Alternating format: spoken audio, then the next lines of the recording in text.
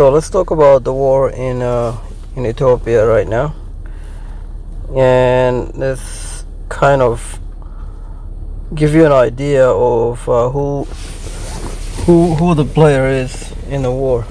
Now this guy, his name is Abiy Muhammad. He is being part of the military since he was like young, 17 years old. So he's been in the military part of Ethiopian military for the last 40 years. And Prime Minister, the one that was head of the guy who was in charge of Ethiopia government dies, and he was elected. He was elected during the protest. There was a Oromo protest going on. Oromo is a Oromo student protest.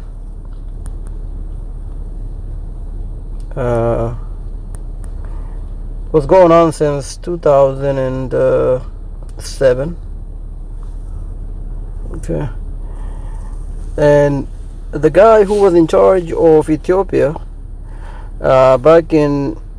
before he died, his name is Malaz Zenawi, and there was an uprising, protest, grievances going on between the population and the government. And to kind of understand these people, the Oromos have about over 50 million in population. They are like Somalis, very similar to Somalis. They speak the same language, and about 70% were Muslims, the other were Christian. So they kind of have the same goals and the same coherence of what their end goal is. And the other groups, so this Oromo here, right, they've been 50 million. And then the other group is Amara.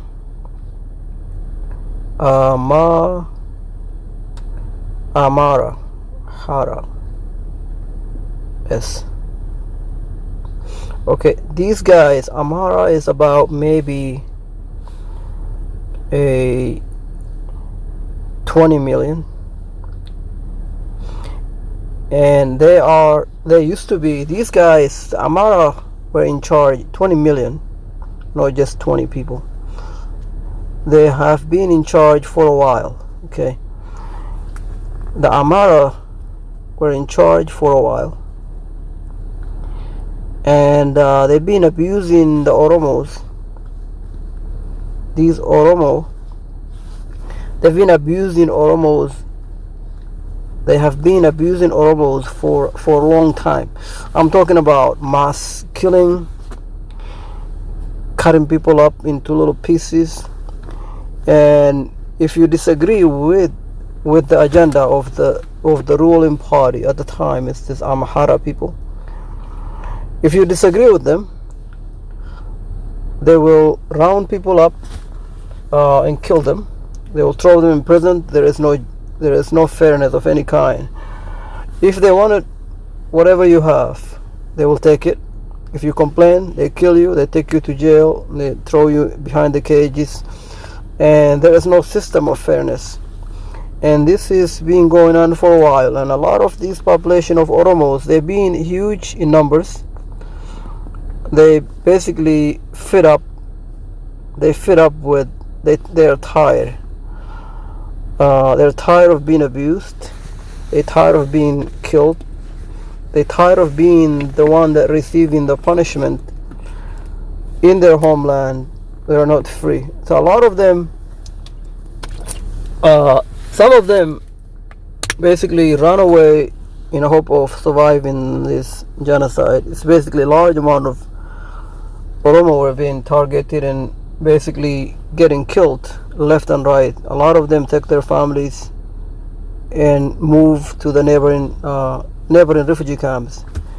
And so there is, and then also these Oromo people, they some of them, they went out and start fighting to overthrow the government. Small rebel groups, armed groups, military groups, operating working out of the neighboring countries. One being Sudan, rebel groups working at the border of Sudan. When the Ethiopian government come after them, they will run over to the other side of Sudan. They will run over to the other side of Kenya, to Somalia, to Eritrea. So they have a large group of 3 or 4 different rebel groups, armed military, that are trying to overthrow the government, Ethiopian government. Ethiopian government were well connected, well financed, and they have no power to overthrow the government, Ethiopian government, and they don't have any major support from the West, from the Western society, mainly because these people, the Oromos, were more like a genocidal themselves. Their idea of governing the country, their idea of ruling the people are horrible, probably worse than the Ethiopian government. Their idea of rule of law and democrat, living as a civilized society is basically you have to agree with what we have, and if you don't, you are our enemy. And it's basically this is what they are showing the other people who live in Ethiopia. Remember, there are 85 different ethnic groups in Ethiopia, but the large one is Oromo, Amhara, this is M, Amhara, Tigray, right, Tijar, Tijray.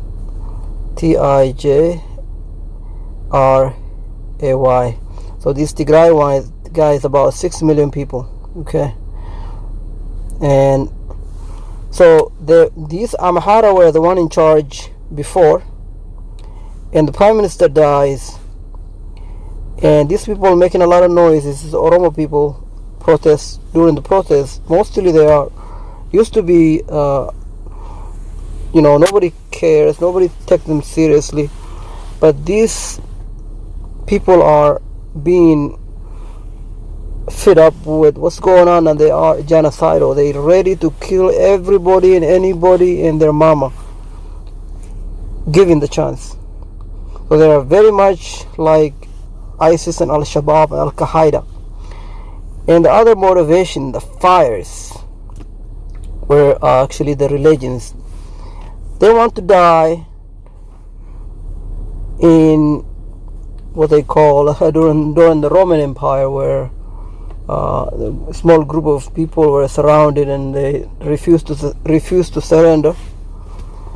They're basically dying in a course of fighting for the truth. The truth being that we're gonna die and we're gonna fight.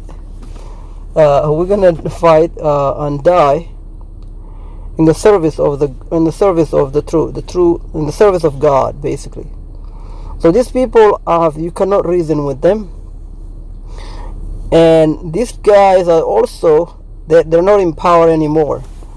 This is the people who used to be in power, the Tigray. The prime minister is from the Tigray groups. Remember, the prime minister that died, the previous prime minister before the one currently in charge, he is from the Tigray groups. How Tigray come to power? I believe it was 1993. Tigray used to be part of Ethiopia. Tigray, what am I saying? Tigray is part of Ethiopia, of course. Tigray in Eritrea used to be the same part of Ethiopia. There was a war, and Eritrea separated from Ethiopia. They have this long war. I think a lot of people are aware of it. They have a long war, and they separated from Ethiopia. They have their own country. That is Eritrea. These guys right here, Tigray, were also the group that were fighting. They're fighting Eritrea at the time, and they are the who was in cool control the Ethiopian government, the Ethiopian country, and their prime minister. The prime minister is part of these groups, ethnic groups. The previous prime minister, not the current prime minister. So he dies, right? And because of this Oromo making a lot of noise, another guy, his name is Jawar Muhammad. This guy organized a huge amount of protest from the Western society, from the West. He was living in Minneapolis. He was living in Minneapolis. Started some sort of a YouTube channel, and which turned into a television. They raised enough money. They have these genocidal people who are ready to massacre their brothers and sisters back home, mainly the Amhara. So he raised money and encouraged the Oromo student back home to uprise in protest and try to take over the country by force. And then, of course, the student start protesting, start destroying country, destroying everything that they can see. Mainly burning down the store, killing people. You see a student just grabbing any Christian, any people, anyone who disagree with them, and beating them to death. They do this to the police. They do this to everybody who disagree with them, and this is anytime the government, Ethiopian government, trying to push back, try to control this environment, and these guys, Jawar Muhammad and his people, will record this. They will record the government trying to control the protesters, and they will say, "Look what the government is doing." They will show the government try to arrest the student. Sometimes, most of the time, the students were genocidal. They want to fight the police. They want to die fighting for the truth, fighting their whole. And so, of course, the government tried to control it, collect a bunch of people, round up large number of protesters, students, by force, to try to stop them from burning down the cities anymore, throw them into jails. And a lot of them, government being the way it is, Africa government, they are out of control. A lot of times they don't have the concept of right, where you have a right to jury, you have a right to judge, you have a right to court, blah blah. They don't have none of this concept. Doesn't sink into, or they don't grasp this idea of people. The police are supposed to get the criminal in the front of a judge and the juries and all this right of right to the due process. None of this matters. It's all about muscles and craziness, and so a lot of students end up getting killed in the process. And the government and these Oromo people, they also live in many different countries throughout the Western society because of the issue that's going on back home. They immigrated, run away, and they live in many different countries, in large numbers, in the United States, in other European countries, and they know, thanks to this Jawar Muhammad, and even before he come around, they know how to use technologies to their advantage. And they will go and send videos to the local mayor, to the city council members. They go there, protest and whine and complain, and for those local city council, so city governor, the mayor, to try to stop what's going on in Ethiopia, to try to control the narrative, to try to make sure that Ethiopian government stop killing students, stop arresting the protesters. So the student, and then not the student, I don't want to lose my thought process. So the people will go to the local mayor, the local city, the governor, the president, or whatever, and these people will write a letters and will threaten. They have threatened the Ethiopian government to cut off the funding, whatever funding they get from the UN, from all other countries, for their share of humanitarian assistance, whatever. They threaten to disconnect. So the government, they're basically stuck in hard places, and this helped this guy, the Jawar, when Prime Minister died, and the other guy were chosen by the local councils in Ethiopia. This guy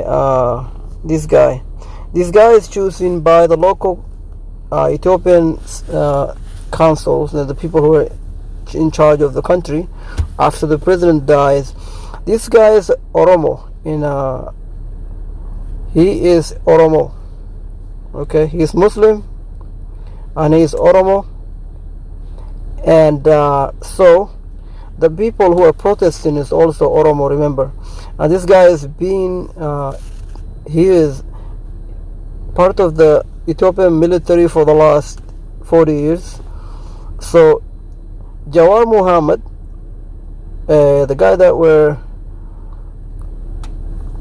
this guy organized and basically bribed everybody who would listen to him to make sure this guy wins, during the selections, and he ended up getting appointed as a prime minister, and he ended up being appointed as a prime minister. Okay, and then he invited this guy over to come back to Ethiopia. His guy before he had a arrest warrant issued by the Ethiopian government. This guy, they want him dead at the time. So arrest warrant was out for him to try to incite violence. And this guy, he got a lot of YouTube videos online. If you watch it, he have a big knife, carrying a huge big knife, talking about how he want to cut off the heads of the Amhara people. And this is a genocidal guy. It's crazy, and ISIS and Taliban type of guy. He got a knife. He want to cut off the heads of the of the Christian people in Ethiopia. Allah is going to help him. God is going to help him. God is with the Oromo people, with the Muslims, and he is basically driven to. He is driven for power anyway. He's looking to energize these young people, young, poor, naive people to rise up and take over the country, so that people like him can be in charge to enrich themselves, mainly for their own self-interest, and because he's not looking for peace. Obviously, if you have a multitude of people that living in your country, you have over 85 different ethnic groups, and all of them are not Muslims, and you are advocating that this is the way our society lives. We are Muslims, and everybody else deserved to be treated differently. This is his vocal, what he was saying, and in a lot of his videos, not the one that he's speaking in English, but if you watch the videos where this guy is speaking in Oromo, he's speaking in Amharic, he is speaking in when he was, for example, let's see if we can get an image of this guy. Where he was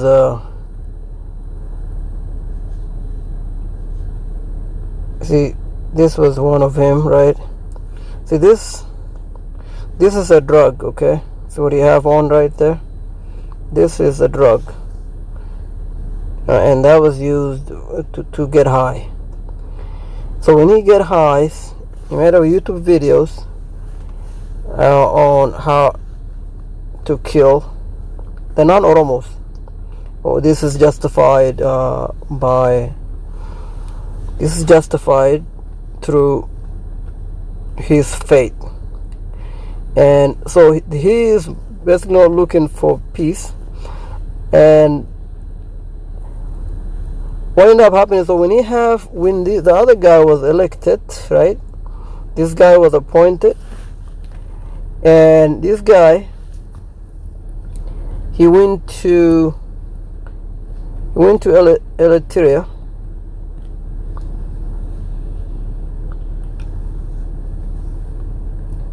See this, right after he was appointed, he went to Eritrea. Ethiopia and Eritrea have this huge tension since the war between the two countries ended, and they're looking for blood. They have never signed an agreement to officially stop the war. So the war was never officially stopped. They never agree on many different issues, including where the one country ended, where the other country begins.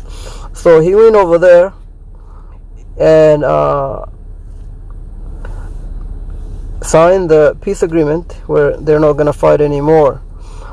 And the world, whoever is issuing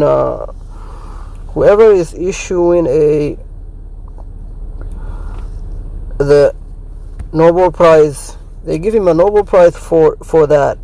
But this guy, he doesn't deserve Nobel Prize. He is stupid. He is not fit to be running the country. And I tell you what, there is three different rebel, right? Three different rebel groups, armed groups. Three different armed groups, Oromo, mostly. What's causing the country to be at war? Or this group, the Oromo groups. The Oromo group are the violent criminal that are looking to destroy the country. Mainly, they believe that by killing everybody who is not Muslims, that they're going to heaven, and they also looking for revenge. Remember these Amhara people? These Amhara people, get this thing right in it. they're looking to go after Amharas. Okay, they want to kill all Amharas. They want to kill all Tigrais. Okay, this is the main issues, and they can do that easily. They can do that easily because their population is huge. Oromo is over 50 millions, and the rest of the population is Amhara is like 20 million. Tigray is 6 million. Okay, 6 million, right? So these guys, the Amhara, were their small population, they're scared. They're scared for their life. The Tigray also scared for their life, and they have right to be scared. These people, the Oromo were basically equivalent of ISIS. Oromo were equivalent of an ISIS, the terrorist organization. I'm telling you, there is a video of a Oromo protesters I'm talking about 3,000-4,000 people rallying in the city, basically grabbing anyone that they can find, that are Amhara. Remember, imagine you living in a country, you have different ethnic groups, and you going after one specific ethnic groups. As soon as you see them, you grab each and every one of them and start killing them. This is what they did in Addis Ababa, in a city, in a capital city of Addis Ababa, capital city of Ethiopia.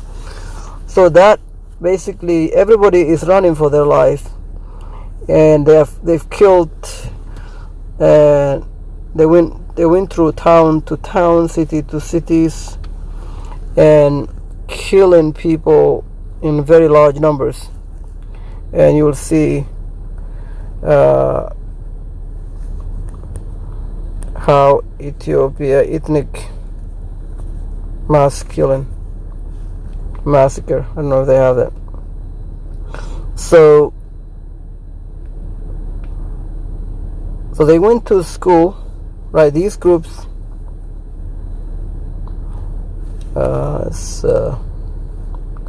They went to school and basically destroyed. Remember, this is like naive people who are psychologically and emotionally unstable people, and they're also very uneducated, not aware of what exists outside of this country. A lot of them think that Ethiopia is the only country in the world. The world is Ethiopia. They have never been outside of this place. They don't know anything else existed. So they are genocidal, and so they fear these Oromos going after everybody else's, killing. So the smaller group, okay. If I can get a better platform, I don't want that image stuff. So currently there are Oromo, which is this guy right here. He's going after Tigray. Tigray decided that they want their own country. They're afraid of these people, the Oromos, but they are the smallest groups, and this guy allow the Oromos, the prime minister, he allowed this Oromo to kill everybody else in Ethiopia. This is easiest way to explain, is that the prime minister, who's supposed to be in charge of the safety of everybody in the country, this guy, he allowed the Oromos to massacre everybody. He allowed Oromo to kill 20 million Amhara, okay, 20 million Amhara, 6 million 6 million Tigray. So the Amhara, what ended up happening is these Amhara people, they also decided to form their own rebel. So they went out and formed their own rebel or armed group, militant groups. So Amhara now have their own armed groups, military groups. The Tigray also have their own military groups to protect themselves from these massacre, from genocide. But that's not enough, because they're fighting against this guy. This guy is supported by the United States, by the Western society. He have the 300,000-400,000 armies, the tanks, the fighter jet, and he is also, being Muslims, he have ingrained desire to destroy the Amhara, the kuffar, or the non-Muslims in his country. That's what he want. He want to destroy all non-Muslims.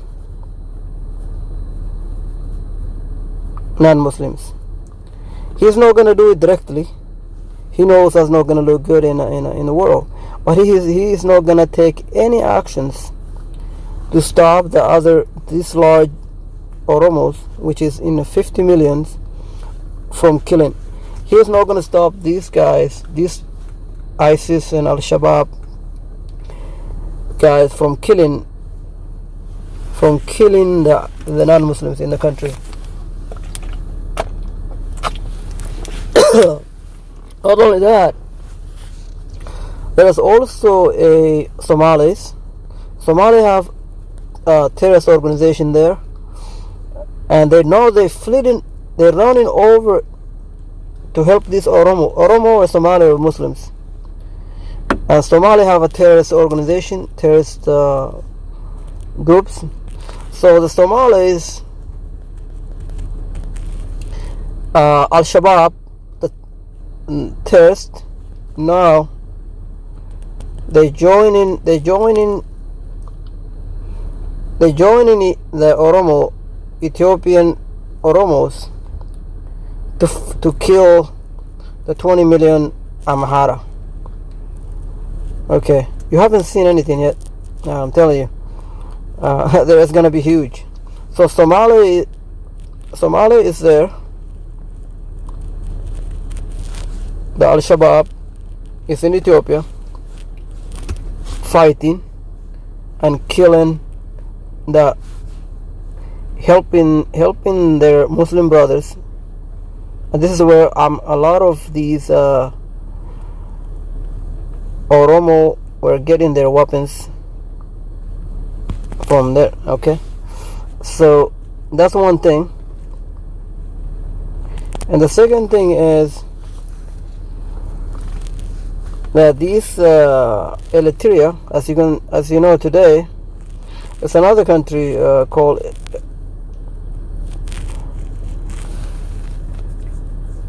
Eritrea. I'm going to pull up and show you. Eritrea have been bombed. You see that? So there was a rocket fire from Ethiopia that destroyed the city capital of Eritrea. Remember, Eritrea used to be at war with Ethiopia. They used to be at war with Ethiopia. Now they have a rocket that's destroying Eritrea. The reason why Eritrea is being targeted, remember, I know that it's repetitive, but Eritrea used to be part of Ethiopia. And they also, these Oromo people, they hate Eritrea, mainly because there used to be huge animosities from the previous war. The older generation that's still alive right now, their children remembers the war that they have went through with this Eritrea. Okay, they're looking for revenge right now. They're looking for revenge. So they want to get rid of Eritrea. They want to get rid of Tigray, right? This Tigray right there. They want to get rid of Tigray. They want to get rid of Amhara. Okay. We're gonna get this spelling right. Amhara.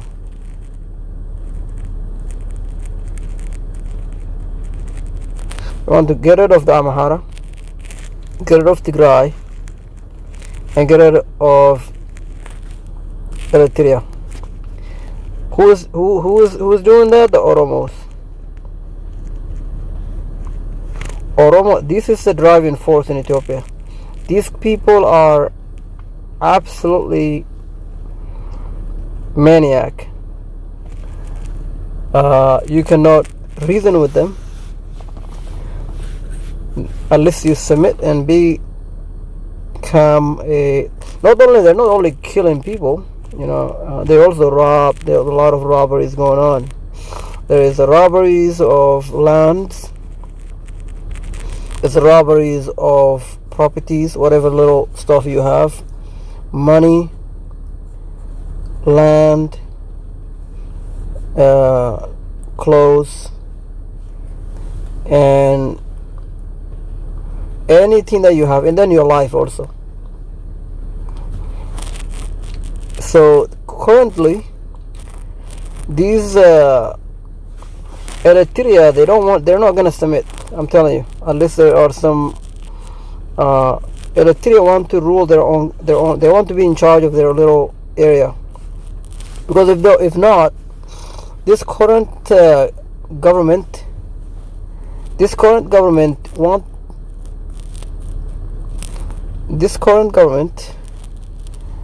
basically are trying to destroy these people. The current government have no desire to save these people from genocide, from the pending genocide, or from this large. Imagine if you live in your country, whatever country you living in, and ISIS, a terrorist organization, take over your country, and they take over your country. Everybody who's Muslim will be treated fairly, like a brothers. And then if you are a Christian,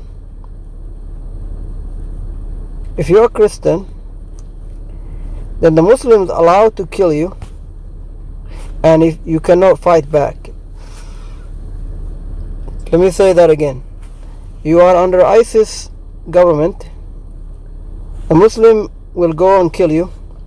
You're gonna go complain to the government of ISIS, and they will tell you to go fuck yourself. And then what you gonna do? You can't fight back because you're little, you're too small. It's like a large person bullying a small child. You don't have the means to defend yourself. The government want to get rid of you. They just don't want to do it under their names. They don't want to have the world to see the government military go and kill and commit genocide. But they're gonna send the 50 million people to go get rid of you, and they're gonna just make it look like it's just a little civil war. Not a civil war, but they're gonna make it look like it just never dispute, to make it to downplay that's not, if there's nothing going on. When your houses get burning down, when you're getting killed left and right, and everybody and your mom is dying, and the country government is just saying, we just having a ethnic crisis, and it's nothing to see here. What's going on is a genocide in Ethiopia. And so currently the Tigray refused to recognize and submit to the current government, the current prime minister, this guy, right? So he sent the military to destroy the country, to destroy these people. That's what the war is going on. Who he is sending? He's sending the Oromos. He's sending the Oromo to go destroy the Christians, and they are more than happy to do that. The Oromo, being Muslims, they send over to take over, to destroy, to massacre. They go in there happy. They go in there singing, saying that we're gonna fight and die. We're gonna go to heaven. This is a win-win for them. They think they're fighting in the true, in the interest of their gods or their religion, and they dying, and this is the best way that they think they can get to heaven. This is a war where they fighting on the side of their gods, and they gladly, more than happy, gladly go to war, gladly throw themselves off the cliff to commit this genocide, to kill these people. Over what? I mean, look at the world. We have the whole, in the United States, for example, every state is independent within their own little circle. They get funding and a little help from the federal government. Why can these Tigray people why can they control their own area? Why they have to submit to the genocide? Why they have to live under the threat of their life being massacred? Why do they have to submit or die? That's what's going on. This guy is telling them, either you submit to me and you're gonna be controlled by these genocide terrorists, or I'm gonna go send them over there to kill you and steal your resources and make sure that you're gonna be begging me to live your life. You'll be begging for mercy or submit to me. This is what's going on in Ethiopia, and I hope the world and the people see this war for what it is and try to help these Tigray people. Because this is not only Tigray, this is going to be the same crisis for Amhara. I guarantee you. The Amhara will face the same crisis. They think they're safe now, but watching what happened and see. The Amhara are not safe. They will be massacred. They will get killed in large numbers. Watch and see what happens. I am from this part of the world. I know how society thinks, how things work in this part of the world. Mainly from when you're little young kids. The first thing that you're taught, let's say you are these 50 million people. These 50 million people were under the poison, under the viruses. You know how COVID-19 virus, you get that, you pass that virus over to other people, and then go pass on to other people, and the next. You infect this person die. You infect this person die, and then you keep on infecting the next person until everybody dies, right? The virus that where these people, the Oromo, where they have these viruses. The virus is religious virus, which basically says we are with God, and our God is gonna reward us in heaven after we die, right? God is gonna reward us. God reward us to kill you. They're not gonna say this openly, but this is what's being taught since everybody